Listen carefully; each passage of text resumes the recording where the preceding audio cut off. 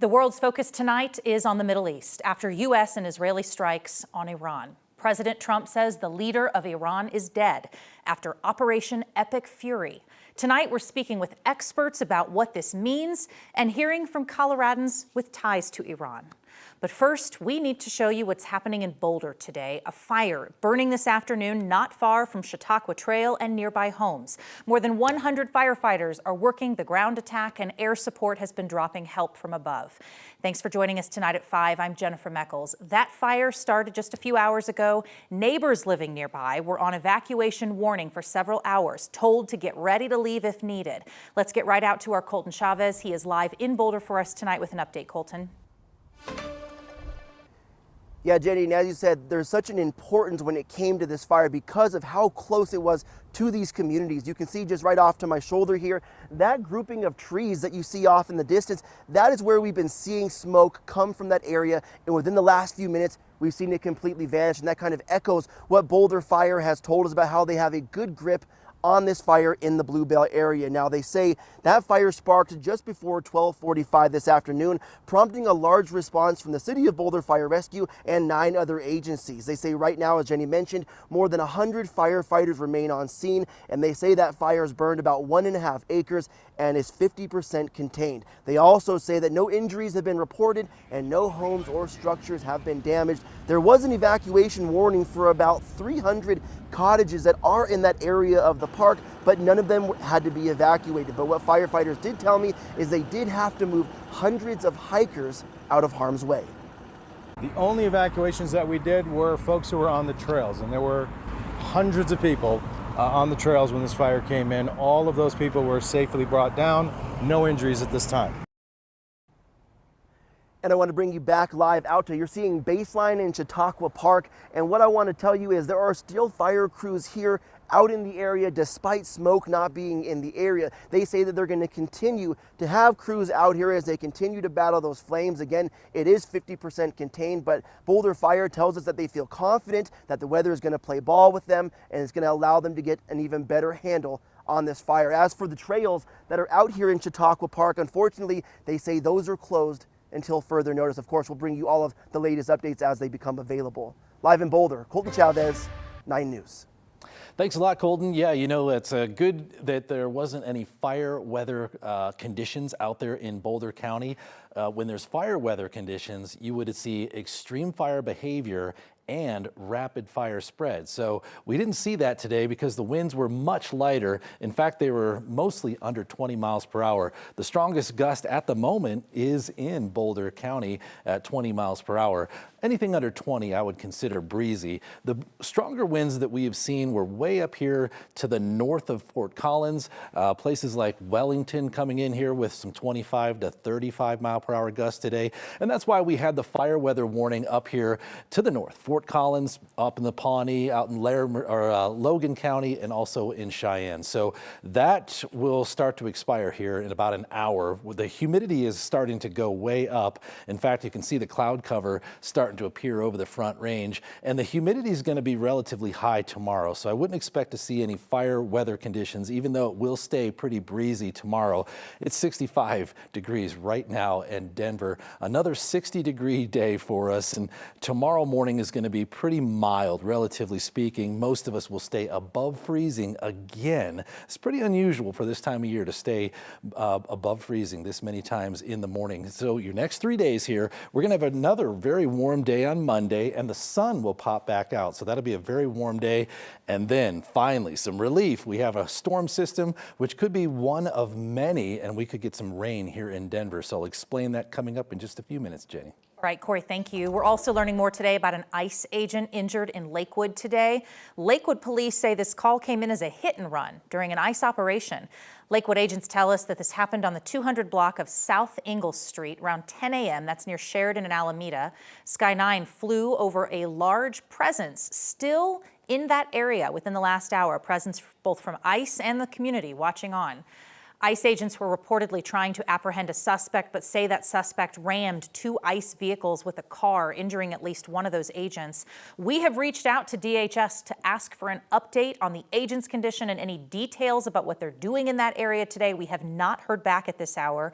Lakewood Police says they set up a perimeter on the scene out of community concerns, the safety of the community. Lakewood says they did not engage with the suspect or the ICE operation. Now back to our top story globally tonight. President Trump has declared the leader of Iran is dead after an overnight strike on that country by the U.S. and Israel. Tonight we are hearing from experts on the region, Iranian Americans here in Colorado, and our state's congressional leaders. We start our coverage tonight with details on the attack. Here's NBC's Alice Barr. In an explosion of violence in Iran, the U.S. and Israel launching airstrikes targeting the country's missile and nuclear programs and senior leadership, with President Trump now saying Supreme Leader Ayatollah Ali Khamenei is dead. Iran has not confirmed that. He has led an intensely repressive regime in Iran for nearly 40 years. Earlier today, President Trump spoke directly to the Iranian people. When we are finished, take over your government. It will be yours to take. Iran's foreign minister had pushed back in an NBC News interview this morning. Well, I think this is mission impossible. For regime change, Iran is retaliating, firing attacks toward Israel and U.S. military bases in the region. President Trump monitoring closely with his national security team and speaking with Israel's prime minister, who argued this war will lead to true peace. Senior Trump administration officials telling reporters Iran was threatening American forces in the region with potential missile strikes, and the U.S. acted preemptively with the long-term goal of preventing Iran from rebuilding its nuclear program after U.S. and Israeli strikes last year. The president saying diplomacy was not working in ongoing nuclear talks. And we will ensure that Iran does not obtain a nuclear weapon. It's a very simple message. In Washington, Alice Barr, NBC News. And of course, the strikes are drawing strong reactions here at home, especially from members of Colorado's Iranian community. 9 News reporter Evan Krugel joins us with what some folks are feeling excitement, others anxiety, a lot of conflicted emotions here tonight, Evan. And you are at the state capitol where some folks have gathered today. Yeah, Jenny, earlier this afternoon, a small group of people gathered here at the Capitol protesting those strikes in Iran. But other Iranian Americans we spoke with here in Denver say they are optimistic this could actually be a good thing for the country. The flashes over Tehran may be distant, but for Babak Bazadi, they hit home. To be honest with you, very scared. The best I can say is very scared. Babak moved from Iran to the United States when he was just 16. You know, when you're born there, you have ties. He says it's difficult to watch his country being attacked, but at the same time believes the strikes are a good thing. Nobody wants their country to be attacked. You also got to understand that you are fighting a government that is brutal. He says many Iranians have long hoped for change, but needed outside help to overthrow the regime. At the University of Denver, Middle East expert Dr. Micheline Ishai says the strike was widely anticipated. Well, it was expected. The question was not if, but when. She says what happens next, time will tell, remains uncertain. We see always this big void, and then who is going to take over the helm of power, and who has the capacity to gain the loyalty that is necessary. The worst scenario is to have a failed state. Even after decades in Colorado. 41 years, yes. Babak still holds on to his Iranian heritage and is anxious to see what happens next. It's not our best scenario, clearly, but it is where we are. We cannot influence that decision. It's United States decision. We just hope the best things can come out of it. Still, of course, so many questions about what's next. Dr. Ishai says one immediate impact we may feel here in Colorado is with gas prices. About a fifth of the world's oil moves through that immediate region. She says any disruptions in that flow could lead to significantly higher prices globally, including here at home. Reporting live outside the state capitol, Evan Krugel, 9 News. Evan, thank you.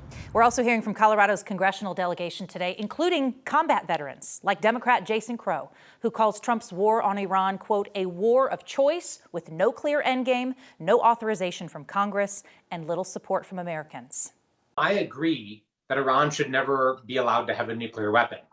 The question is do we need to do this, and do we need to do this now, right? So there's a huge leap between saying no, they shouldn't have a nuclear weapon, to now saying, you know, we're gonna bomb the entire country and destroy their military and try to take out the regime. I believe we need to get out of the regime change business, but it's not our responsibility to push that because it usually doesn't turn out well for us. Republican Congressman Gabe Evans, also a combat veteran. He did not respond to our interview request today, but shared some words on X, saying in part, quote, Operation Epic Fury is a necessary step to eliminate Iran's nuclear weapon capabilities, eliminate imminent threats to the United States and our allies, and defend our core national security interests. The United States has a strong support from ally nations in the Middle East and will help liberate the Iranian people. Several other politicians based in Colorado have sent statements today. We have included all of those on our website, 9news.com. You can find those now.